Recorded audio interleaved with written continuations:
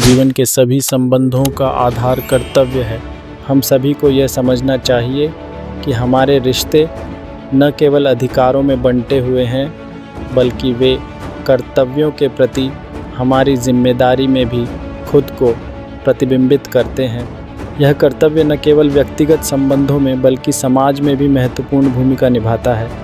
जब हम अपने कर्तव्यों का पालन करते हैं तो हम न केवल अपने लिए बल्कि अपने परिवार, समुदाय और समाज के लिए भी एक सकारात्मक वातावरण का निर्माण करते हैं।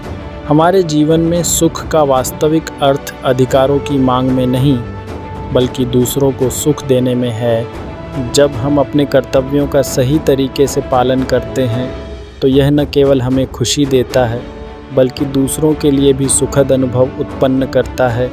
ऐसे क्षणों में हमें एहसास होता है कि सुख एक देने वाली प्रक्रिया है, जिसमें हम अपने रिश्तों का आदान प्रदान करते हैं। जब हम अधिकारों के बजाय कर्तव्यों पर ध्यान केंद्रित करते हैं तो हम अपने भीतर एक गहरी समझ और सहानुभूति विकसित करते हैं। यह हमें उन लोगों के प्रति जिम्मेदार बनाए रखता है जिनके साथ हम जुड़ते हैं, चाहे वे हमारे मित्र हों, परिवार के सदस्य हों या सहकर्मी। यह कर्तव्य हमें समझने में मदद करता है कि हमारा व्यवहार दूसरों पर प्रभाव डालता है और एक सकारात्मक प्रभाव डालकर हम समाज को बेहतर बनाने में योगदान कर सकते हैं। संबंधों में एक गहनता होती है जो केवल तभी प्रकट होती है जब हम सुख देने में सक्षम होते हैं।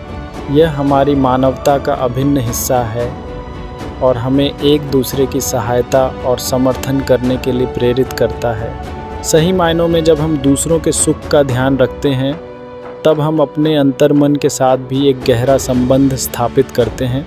इसलिए हमें यह समझना होगा कि संसार के सभी संबंध कर्तव्य के लिए हैं। हमें अधिकारों की जगह कर्तव्यों को प्राथमिकता देनी चाहिए। यही सच्चे सुख का मूलभूत सिद्धांत है।